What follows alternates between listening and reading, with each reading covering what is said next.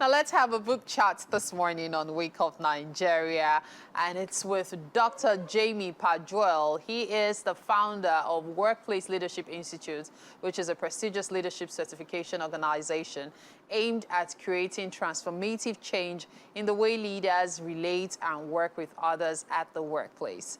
He is an author of 2 books, Executing with Excellence and Workplace Leadership. It's such a pleasure to have you in the studio with us this morning. How you doing? I'm doing great. Thank you so much. Awesome. For the work you're doing here. I'm happy to be here. It's our pleasure. We're glad to have you here. Thank you. Okay, so let's talk about your book. Yes? Executing with Excellence. That's what's the idea behind the book? Let's start from there. The idea behind it is just to emphasize on the need for people to raise the bar in terms of how they do, how they work, how they relate with other people. Interestingly, I was compelled to write the book at a time when I was trying to more or less like attract quality people into my space and to also be able to patronize what I do. Then I realized that there are people that pay attention to quality and not quantity. Yeah. And it matters a great deal how much I'm able to, what I do and how I do them. So the Executing with Excellence, it's a call for people to be able to be exceptional at what they do. Don't just get the job done. Do it in an excellent way. It lays so much emphasis on the need for people to realize that anything that has your name on it is a signature. Yes, absolutely. And not just, so if you have a book, it's not just a book. It's a signature.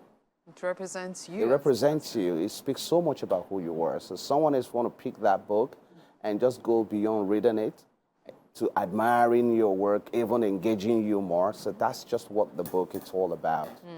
Now, let's go through some of the chapters. Hopefully we can go through all, but let's start from making things work.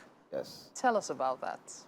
Making things work, it's a call for people to realize that, you know, we live in a world filled with so many challenges, and sometimes people don't believe that some certain things are possible.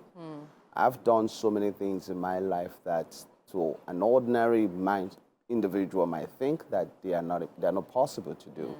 But the act of making things work starts with you believing that it's possible, right? So there is another book I'm working on which is called Inspiring Possibilities. Inspiring Possibilities. The whole idea is to inspire people to know that you can achieve anything. Now, the act of making things work starts from when you believe in yourself or believe that something is possible, because you cannot achieve what you don't believe in. That's true. That's true.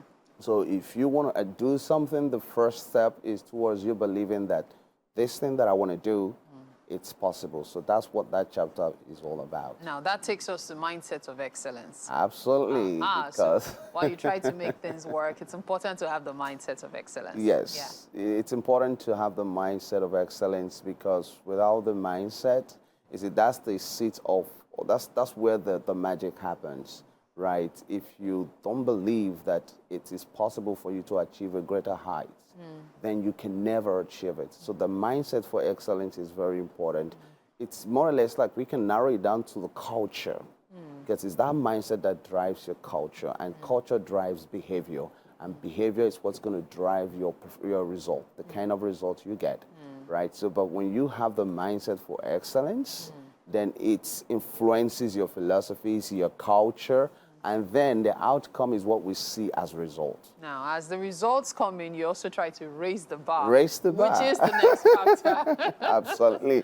Yeah, raising the bar is also, you know, many years ago when I started doing some certain things, it got to a point I realized that for me to be able to serve the global community, I have to raise the bar from how I appear, from my appearance, from communication, to how I do things. And literally, I've been to different parts of the world. In 2018, I was invited by President Bill Clinton and Hillary in New York. It was as a result of my work, right? It was as a result of someone seeing what I've been doing over the years. And there's some people who will never associate with you just because you have not raised the bar. Yeah. There's some individuals, some customers that will never buy from you. But the moment you raise the bar, you begin to speak the language of quality and excellence, and then you begin to attract some certain level of high-profile individuals in your space. And of course, that takes us to pursuit of excellence. Every time I hear that, I always think of Will Smith because of the movie. So when you're talking about pursuit of excellence, which of course segues into Wheel of Excellence, what is that about? Pursuit of excellence, sometimes excellence doesn't mean that you are going for perfection, but it means that you recognize that at every level, there is a need for you to keep elevating your game, right? So you're not just going to, it's not about you going after perfection. It's about you recognizing that at every level, there's another level. So it never stops. You keep pursuing it. You keep improving your work, keep improving yourself. So that's what that chapter is all about. All right. So what about the wheel itself, the Wheel of Excellence? Just like when you have a car, and then you have a wheel, right? And so it's more or less like what drives the vehicle, right? So that's when you now have things like creativity, things like innovation, right? Things like you understanding, being effective in what you do. So what are those things that makes achieving excellence possible? It also lays so much emphasis also on the mindset too. And then I find it interesting that you went from dealing with the individual to talking about the organization itself. Absolutely. Why did you decide that, okay, you know what, I've dealt with the individual. For the rest of these chapters, let's talk about the organization. And that's because people spend so much time at the workplace, right? So much of our time is being spent at the workplace. I've realized that most people don't understand the difference between effectiveness and efficiency, right? And with who you are is what you bring to the work. So it also matters a great deal on the culture. When we talk about organization, things like organizational culture, it is individuals bringing who they are at work. So when an organization embraces excellence, what you see is that you're going to get retainership, happy customers, and people buying from you, right? Where other people kind of struggle to penetrate, to go in, you get things done with ease because literally people come in and having an experience with you. It matters a great deal of the perception they have about your organization. You know, there's the excellence in leadership. There's so many things one can learn from your book. And so I wonder, many people who write books like this that have to do with motivating people also tend to have places where they train people, have talks. Do you have any of such? Yes, of course. So I live in Canada. So in Canada, we have workplace leadership institutes. Okay. So we basically run trainings and certification for leaders. Okay. We're raising leaders who will transform the workplace and also improve how they relate with people. Just like you mentioned, like there's excellence can be linked to so many things.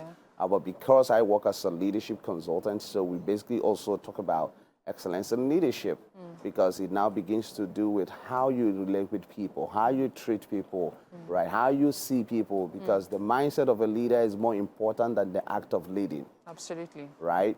And even here in Nigeria, so my organization, that's the Jamie Pajoel International, we also focuses on raising exceptional young leaders. So we have chapters in 36 states in Nigeria. Wow, that's amazing. And each of them have over 1,000, right? As a matter of fact, so every year we host the largest youth leadership convention in Nigeria. We have one coming up in March. Okay. Yes, we have one coming up in March. So sometimes people wonder, how are you able to do this? You live in Canada, and you're still actively involved in Nigeria. Okay. That's for me, it's because I believe that the best place to shine as a light is in the midst of darkness. True. What I mean by that is that here we have a lot of young people who are looking for platform to express themselves. Absolutely. Something amazing happened in Nigeria on Saturday. We hosted our state youth assembly in 22 states, and I wasn't there. And you were in there? Yeah. Physically? I were in there, and things happened perfectly. That tells you that we have creative minds in this country, Yeah. young people that when given the right expression and the right training can do so many great work.